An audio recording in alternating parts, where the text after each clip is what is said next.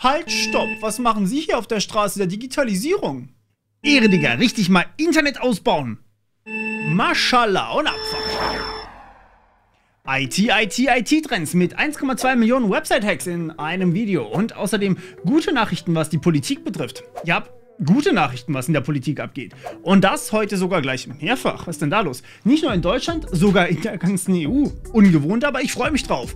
Und außerdem gibt es vielleicht ein Verbot für Porn-Websites. No!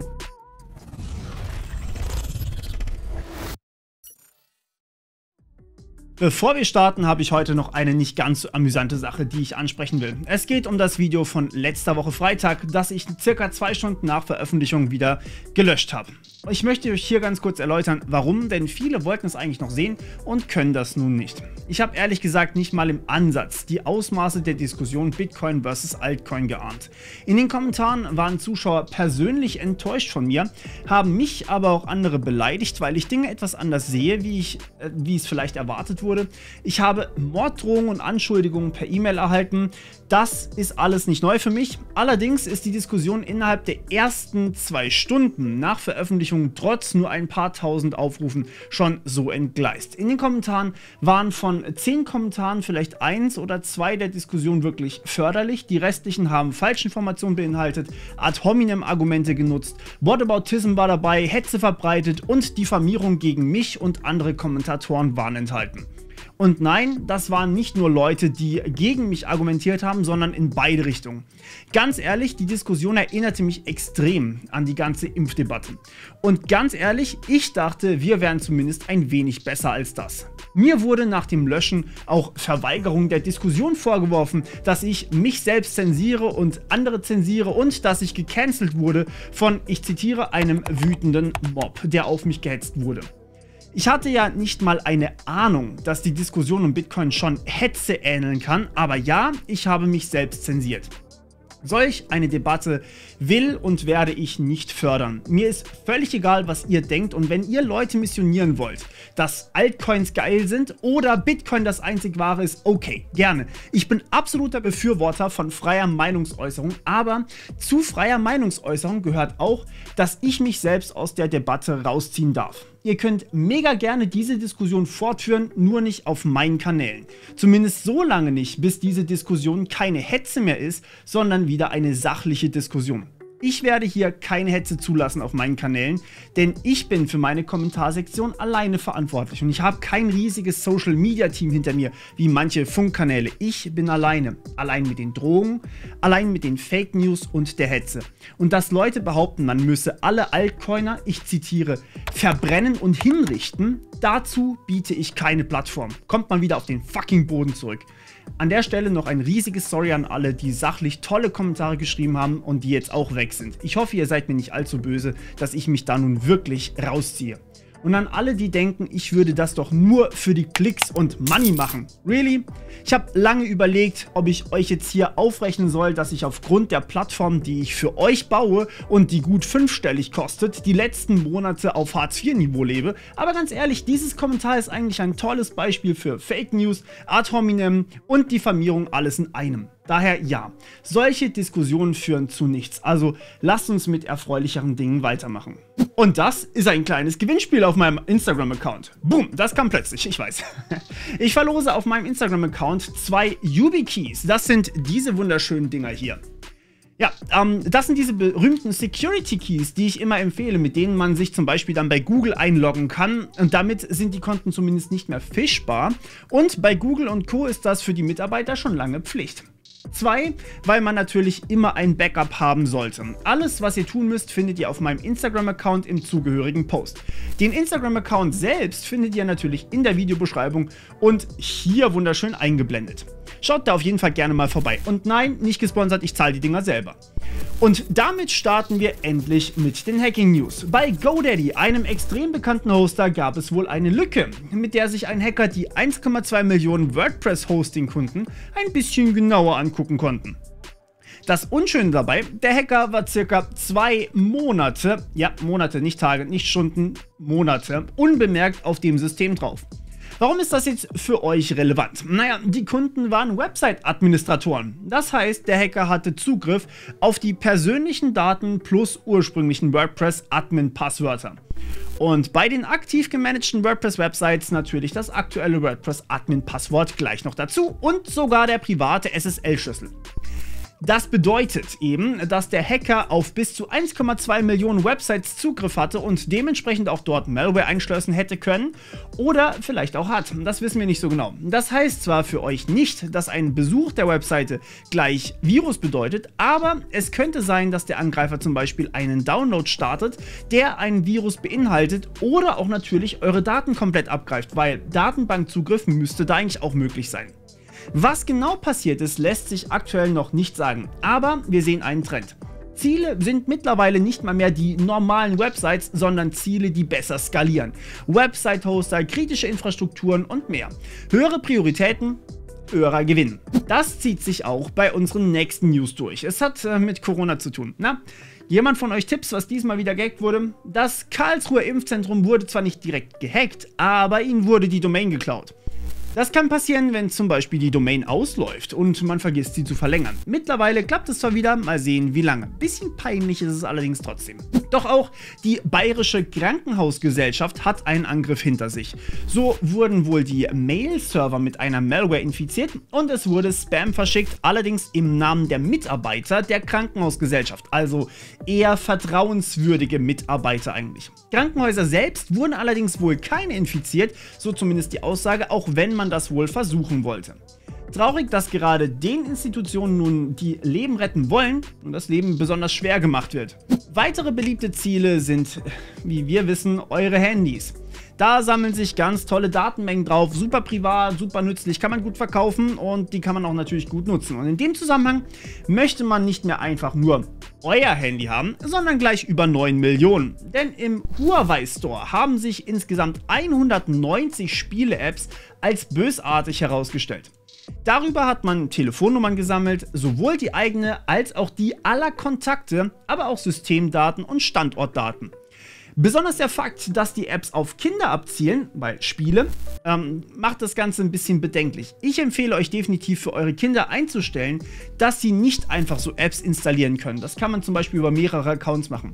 Denn auch im Google Play Store ist wieder Malware aufgetaucht. Und damit kommen wir zum nächsten Punkt. Fairerweise muss man sagen, die war an Erwachsene gerichtet, aber naja, eben Online-Banking, ne? Diese Daten sollten gezielt gestohlen werden. Mit mehr als 300.000 Downloads auch wieder eine ordentliche Sammlung an Apps, die sich als Crypto-Wallets, PDF-Scanner, QR-Scanner und mehr getarnt haben. Ihre Malware war so unsichtbar, dass kein Virenscanner sie aufgespürt hat. Sogar eine 2FA-App war darunter, was die Sache auch hier wieder besonders schmerzhaft macht. Deswegen, ich erinnere nochmal ganz kurz, Instagram. Ihr wisst Bescheid. Das Ausmaß zeigt sich aber auch bei unserer nächsten Meldung. In den USA wurde ein 22-Jähriger verurteilt wegen genau solchen Aktivitäten. Er hat gestohlene Telefonnummern genutzt, um an Accounts ranzukommen, die mit Zwei-Faktor-Authentifikation geschützt waren.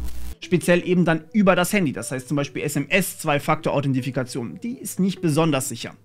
Diese gestohlenen Accounts hat er dann zum Beispiel benutzt, um Kryptowährungen in Höhe von bis zu 5 Millionen Dollar pro Account zu stehlen. Genauso betroffen sind aber E-Mails, Banking-Accounts oder sowas wie Amazon und Google. Doch ein Hacker muss die gestohlenen Gelder ja auch irgendwie in normales Einkommen verwandeln, oder? Wie macht man das noch gleich? Ich glaube, da war was. Geldwäsche, richtig. In Deutschland eigentlich recht einfach durchführbar, in anderen Ländern jetzt wohl auch. Danke Twitch. Scheinbar wurden über 2400 Twitch-Streamer dabei erwischt, wie sie Gelder gewaschen haben. Die Kriminellen haben den Streamern in den letzten 2 Jahren wohl fast 10 Millionen Dollar gespendet. Die durften dann 20% davon behalten und mussten den Rest wieder abdrücken. Alle davon waren in der Türkei beheimatet. Es gibt auch Stimmen, die sagen, dass das schon länger allen Beteiligten bewusst wäre, aber dass man halt nichts nachweisen konnte und Twitch deswegen wohl nichts ändern wollte. Immerhin verdient Twitch an dem Geschäftsmodell natürlich auch ordentlich mit, denn bei jeder Spende steckt sich Twitch ja was ein. Nun haben andere Streamer den Druck auf die Plattform erhöht und Twitch möchte nun wohl etwas dagegen tun.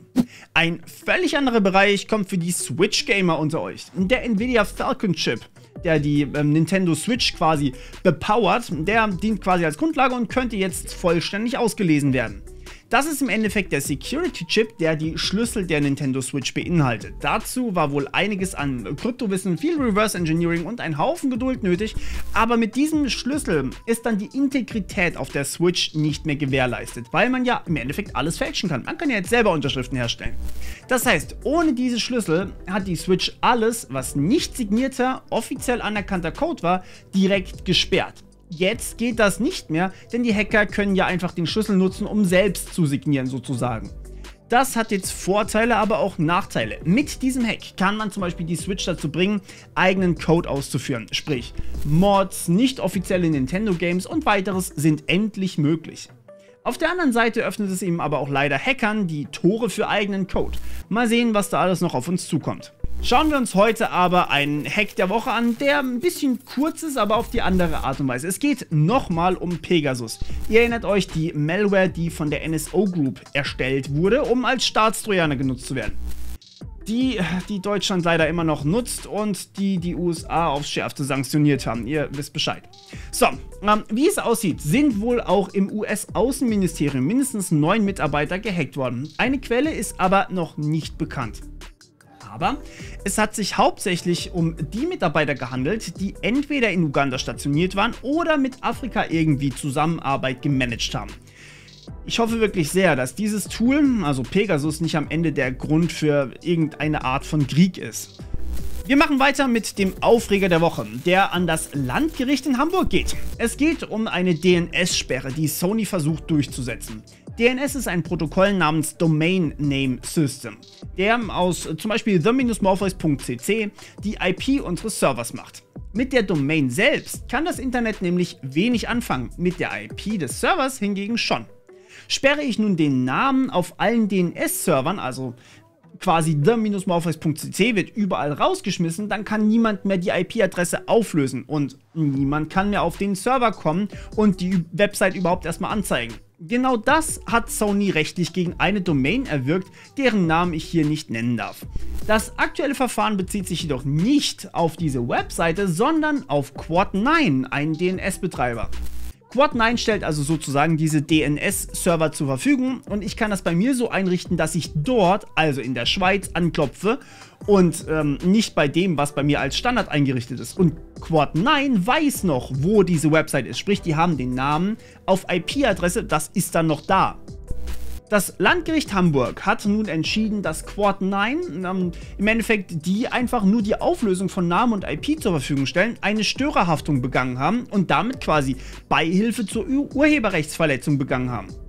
Quad9, ich will das nochmal kurz betonen, hostet keinerlei illegalen Content, nur IP-Adressen in Verbindung zu Namen. Die sind eigentlich in der Regel von solchen Urteilen ausgenommen. Quad9 hat allerdings auch schon angekündigt, dass sie in Berufung gehen werden gegen das Urteil und werden dabei sogar von der Gesellschaft für Freiheitsrechte unterstützt.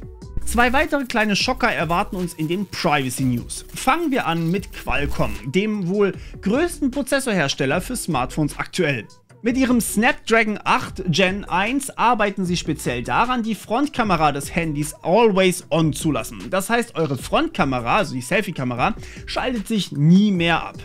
Damit sollen ironischerweise Leute erkannt werden, die private Daten lesen könnten, während sie einem über die Schulter linsen, ne?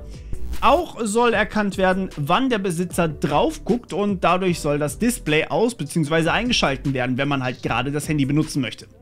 Always On bezieht sich jedoch auch auf das Mikrofon. So soll, wenn zum Beispiel die Klingel zu hören ist für das Handy, ein lautes Geräusch abgespielt werden, damit man die Klingel besser hören kann. Das dürfte aber wohl nicht nur auf Kosten des Akkus gehen, sondern auch auf Kosten der Privatsphäre. Qualcomm hat zwar angekündigt, dass die Daten niemals das Telefon verlassen sollen, was ein Hacker mit diesen Informationen anstellen kann, will ich aber lieber nicht wissen. Wobei wir das ja eigentlich schon wissen, nicht wahr? Ich bin gespannt, ob diese Funktionen tatsächlich dazu führen, dass mehr im Bereich Privacy oder Datenschutz geht oder ob man auch diese wunderschönen Neuerungen akzeptiert, weil die Features ja so unfassbar wichtig sind oder sowas. In jedem Fall, ich bin am Video zu Smartphone-Alternativen dran, dauert halt etwas länger. Doch ich meine Smartphones, ja, ihr wisst es ja, nicht gerade die anonymsten Plattformen. Das andere Extrem, was Anonymität angeht, also eigentlich sehr anonym, ist das Tor-Netzwerk. Dort geht man ja hin, wenn man richtig anonym sein möchte, oder wie war das nochmal? Ein IT-Security-Forscher unter dem Pseudonym Nusenu hat einen ziemlich großen De-Anonymisierungsangriff enttarnt.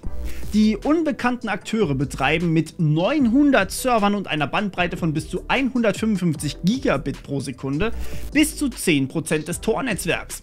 Tückisch ist, dass sie sowohl Entry, Exit, aber auch Zwischenknoten aufstellen. Denn im Tor-Netzwerk geht man ja nicht nur über einen Knoten, sondern 3. Entry, Mitte, Exit. In manchen Fällen mit einer gewissen Wahrscheinlichkeit sozusagen haben sie also die komplette Verbindung eines Users mitlesen können.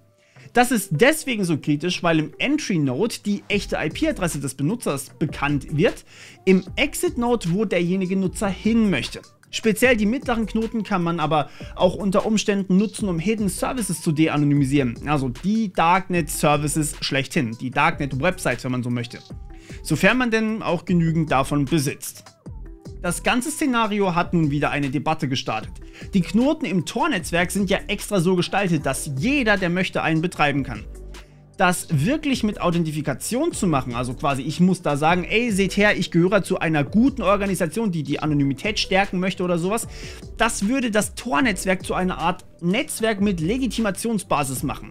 Lässt man auf der anderen Seite weiterhin zu, dass jeder beliebig viele Knoten betreibt, kann auch die NSA einfach sich mehrere tausend Server in der Cloud mieten und so hat dann irgendwann jeder eine Chance von über 50% über NSA-Server zu laufen, sobald man das Tor-Netzwerk nutzen möchte. Das ist vielleicht auch nicht das Wahre. Was ihr dazu meint, dürft ihr mir gerne mal in die Kommentare schreiben. Und damit sind wir schon bei den Politik-News angekommen. Hier haben wir heute einiges vor. Denn ja, der Koalitionsvertrag ist nun da und ich habe mal einen Blick reingewagt. Aber bevor wir uns darum kümmern, Pornos. Dass auf diesen Plattformen Jugendschutz nicht immer groß geschrieben wird, das dürfte wohl allen bewusst sein.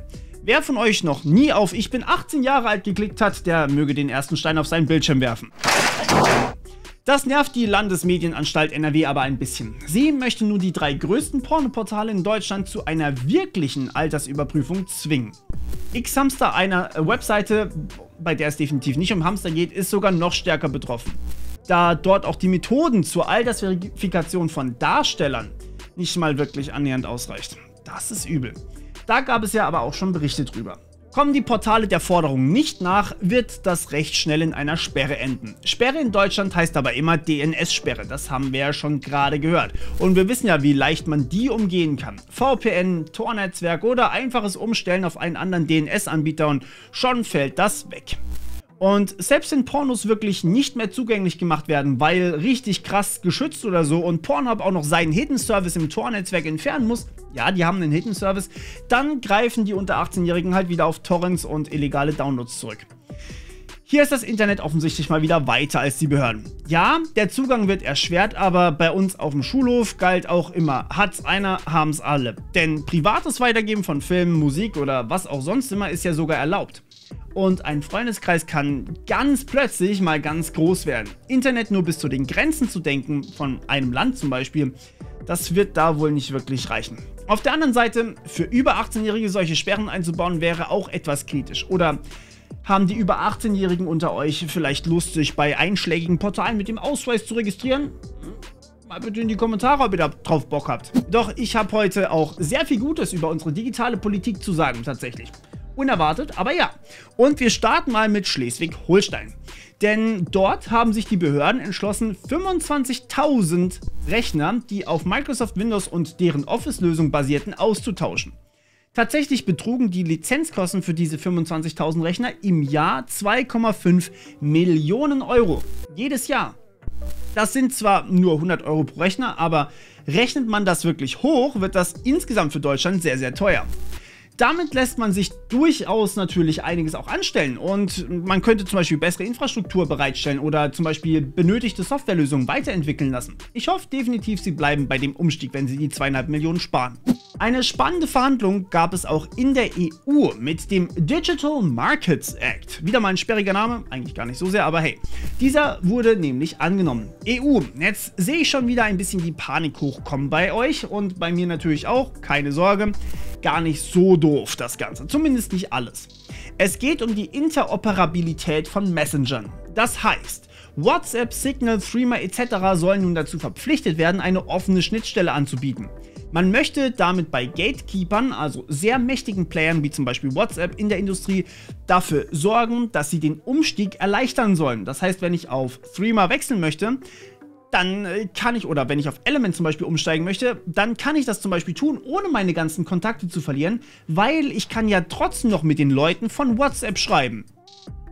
Coole Sache. Und somit werden das wahrscheinlich auch sehr viel mehr Leute machen, vermutet man. Auch für soziale Netzwerke soll man sich in Zukunft plattformunabhängig austauschen können. Das ist ein Anfang und öffnet die Pforten für zum Beispiel Open-Source-Apps, die das dann auch können. Was mir besonders gut allerdings gefallen hat, Apps müssen deinstallierbar sein, sofern sie nicht zum Betriebssystem gehören. Also, das heißt eigentlich, ist das eine Verpflichtung für alle Hersteller, vorinstallierte Apps auch wieder runterwerfen zu können. Grundsätzlich würde das, wenn ich mich jetzt hier nicht täusche, sogar gelten für die Google Play Services, so dass man sich aus einem echten Android ein echtes Open Source System bauen könnte, indem man die zum Beispiel einfach runterwirft. Ich bin sehr, sehr gespannt, wie das umgesetzt wird. Auch der nächste beschlossene Act passiert EU-weit. Man hat sich nun auf den Data Governance Act geeinigt und ihn beschlossen. Im Endeffekt heißt das, dass Datensilos, also Orte in der ganzen EU, wo Daten liegen, die für Machine Learning genutzt werden könnten, nun angezapft werden sollen. Das soll aber ausschließlich nach Datenschutzchecks passieren, das heißt, diese Daten sollen ausschließlich anonymisiert den Forschern zur Verfügung gestellt werden. Und die können dann zum Beispiel damit was anfangen. Ein tolles Beispiel dafür sind etwa medizinische Daten. Wir haben enorm viele Daten und legt man die ganzen Daten der EU zusammen, kann man viel, viel mehr in der Forschung erreichen. Was nun konkret wie umgesetzt werden soll, das weiß man aktuell leider noch nicht vollständig, da bleibe ich aber selbstverständlich für euch dran. Ist aber nicht zwingend was Negatives, aber auch nicht unbedingt was Positives. Das kommt wie gesagt auf die Umsetzung an. So. Und jetzt kommen wir abschließend zum Koalitionsvertrag, der wahnsinnig langen Sau. Was plant die Ampel alles im digitalen Bereich? Ihr werdet überrascht sein. Ich halte mich hier so kurz wie ich kann und versuche nur die Punkte anzusprechen. Ich weiß ja, dass ihr nicht so viel Zeit habt. Zunächst soll eine Überwachungsgesamtrechnung erstellt werden. Wie schlimm es also wirklich bei uns mit Überwachung ist. Das soll bis 2023 von einem unabhängigen Gremium erstellt werden. Biometrische Erkennung im öffentlichen Raum und Social Scoring Systeme wie zum Beispiel in China schließt die Ampel kategorisch aus. Bei der Vorratsdatenspeicherung, da war die SPD eigentlich dafür, Grüne und FDP sind dagegen. Herausgekommen ist so eine Art Mischwesen, das versucht rechtlich okay zu sein. Ich hatte ja aber im Interview mit FDP-Kandidaten Manuel Höferlin schon mal über das Thema gesprochen und der Ansatz der FDP mit dem Quick Freeze hatte sich eigentlich spannend angehört und war halt auch nicht auf alle Daten werden gespeichert ausgelegt, sondern halt wirklich nur von potenziellen Störenfrieden sozusagen, also Kriminellen. Vielleicht wird es ja was in diese Richtung, das werden wir dann sehen. Staatstrojaner sollen im neuen Bundespolizeigesetz nicht vorkommen, allerdings soll bei den anderen Geheimdiensten neu überprüft werden. Aber immerhin, man möchte die Schwelle hochsetzen, steht drin. Ganz weg vom Fenster ist er aber leider wohl nicht. Ich zitiere hier mal ganz kurz einen Teil. Solange der Schutz des Kernbereichs privater Lebensgestaltung nicht sichergestellt ist, muss ihr Einsatz unterbleiben. So die Ampel. Also nur auf offensichtlich kriminelle Handys, I guess. Trotzdem sollen Anonymisierungstechniken staatlich gefördert und rechtswidrige De-Anonymisierung, also quasi das Gegenteil von Anonymisierung, illegal gemacht werden. Das Bundesamt für Sicherheit in der Informationstechnik, das BSI, soll unabhängiger werden, damit der Interessenskonflikt zwischen Innenministerium und BSI weniger wird. Ganz losgelöst, das steht leider nicht so fest im Koalitionsvertrag drin, das werden wir sehen, was damit passiert. Allerdings müssen staatliche Stellen Schwachstellen ans BSI melden und sich um Bugfixes kümmern. Es sollen auch keine Lücken mehr aufgekauft werden, was den Staatstrojaner quasi unmöglich macht. Und wenn ein Hersteller fahrlässig Sicherheitslücken in seine Produkte einbaut, soll sogar der Hersteller haften. Man möchte außerdem viel mehr europäisches Ökosystem, Open Source und Open Standards inklusive wirksames Schwachstellenmanagement. Hier kommen Sicherheitsforscher ins Spiel, denn das Responsible Disclosure Verfahren soll legal durchführbar sein. Das bedeutet, finde ich zum Beispiel eine Lücke, dann kann ich die melden an egal wen und kriege safe keine Anzeige. Also geil. Hackbacks, also das Zurückhacken von Hackern, soll ebenfalls wieder illegal gemacht werden. Das hatte die CDU ja mal eingebaut in ihr komisches anderes Gesetz da. Und was Breitbandausbau, also Internetausbau angeht, möchte man Glasfaser bis zur Wohnung und 5G flächendeckend am liebsten. Allerdings schreibt die Ampel hier nicht rein, bis wann. Aber man scheint es ernst zu nehmen. Es gibt 12 Milliarden Förderung für den ganzen Kram. Anträge sollen auch entbürokratisiert werden für den Internetausbau und in meinen Augen ist das tatsächlich der wichtigste Schritt für alles Staatliche aktuell. Verwaltungen sollen ebenfalls digitaler werden und Software, die einmal entwickelt werden muss, die soll allen Kommunen zur Verfügung gestellt werden. Die dürfen sie nutzen, müssen aber nicht. Hier wird der Forderung nach Public Money, Public Code auch nachgegeben. Das heißt, was öffentlich entwickelt wird, also mit öffentlichen Geldern, das wird Open Source. Nice. Ähnlich geht es auch bei den Daten. Open Data scheint der Ampel besonders wichtig zu sein, denn es soll einen Rechtsanspruch auf Open Data geben. Dafür möchte der Staat aber auch von den Unternehmen Daten in fairen und wettbewerbskonformen Maßen bekommen, damit man die dann eben wieder nutzen kann. Diese Daten sollen dann nämlich zum Beispiel auch in den Data Governance Act, den ich ja gerade schon erwähnt habe, einfließen. Man arbeitet zudem an einem eID-System, das die furchtbare Schriftform endlich ersetzen soll. Das wäre dann quasi eine Art staatliche Access Control, mit der ich zum Beispiel Anträge ausfüllen und unterschreiben kann. Hier kommt es halt extrem auf die Umsetzung an. Ich hoffe, es wird nicht wieder so ein Debakel wie mit der Führerschein-App, ihr erinnert euch. Speziell für Smartphones ist auch der geplante Verbraucherstandard wichtig. Man möchte Lebensdauer und Reparierbarkeit als erkennbares Merkmal einführen, für Smartphones vor allem, und ein Recht auf Reparatur einführen. Das soll dann, wenn möglich, eingehalten werden. Bisschen kritisch. Ist zwar halt nicht so klar definiert, aber immerhin ist es ein Anfang. Software-Updates möchte man verpflichtend machen für die übliche Nutzungsdauer. Den Teil kennen wir ja schon. Wie lange das sein wird, wird sich dann halt wohl noch zeigen. Außerdem soll gegen Dark Patterns vorgegangen werden. Schulen sollen auch digitaler werden mit dem Digitalpakt 2.0 und den habt ihr wahrscheinlich schon mal kennengelernt. Ist quasi einfach extra viel Kohle für die Schulen, aber sie soll jetzt halt auch einfacher abholbar sein, denn auch hier Bürokratie hindert halt wieder hier sehr, sehr vieles. Und die will man hier ebenfalls abschaffen. Das ist jetzt erstmal hier so eine Art sehr, sehr kleiner, sehr, sehr kurzer Ausschnitt aus dem ganzen Koalitionsvertrag. Ich bin zwar nicht mit allen Punkten 100% glücklich, aber ganz ehrlich, das ist ein wirklich sehr, sehr guter Anfang. Security, Privacy, Förderung. Eigentlich wurde hier an echt das meiste gedacht. Aber, und das ist wichtig, das sind nur jetzt erstmal die Punkte, wo man sich jetzt selbst dran gebunden hat. Die sind nicht rechtsbindend. Das heißt, wir haben es zum Beispiel bei der GroKo letztes Mal gesehen, Uploadfilter standen da drin, darf es keine geben. Jetzt gibt es Uploadfilter, aber vielleicht, naja, wir werden sehen. Also es sind erstmal keine Gesetze, die kommen erst noch, aber ich freue mich auf jeden Fall darauf. Ich habe fast den Eindruck, dass Deutschland jetzt endlich mal so ein bisschen die Kurve kriegt. Rot, Grün, Gelb, das ist ein echt guter Start und ich hoffe, ihr zieht das jetzt wirklich durch. Fairerweise muss man sagen, ihr habt euch unfassbar viel vorgenommen und das könnte in 4 Jahren wirklich eng werden, aber ich freue mich auf das, was ihr vorhabt. Dass ich das mal sagen werde, das hätte ich nicht gedacht. Hut ab. Und damit sind wir schon wieder am Ende angelangt der IT-Trends. Ich hoffe, es hat euch gefallen und wir hören uns wieder beim nächsten Mal. Bis dann. Ciao.